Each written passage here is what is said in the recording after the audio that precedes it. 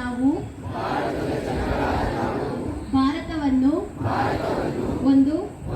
ಸಾರ್ವಭೌಮ ಸಮಾಜವಾದಿ ಸರ್ವಧರ್ಮ ಸಮಭಾವದ ಪ್ರಜಾಸತ್ತಾತ್ಮಕ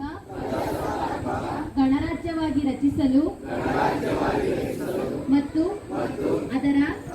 ಸಮಸ್ತ ನಾಗರಿಕರಿಗೆ ಸಾಮಾಜಿಕ ಆರ್ಥಿಕ ರಾಜಕೀಯ ನ್ಯಾಯ ವಿಚಾರ ಅಭಿವ್ಯಕ್ತಿ ವಿಶ್ವಾಸ ಧರ್ಮಶ್ರದ್ಧೆ ಮತ್ತು ಉಪಾಸನಾ ಸ್ವಾತಂತ್ರ್ಯ ಸ್ಥಾನಮಾನ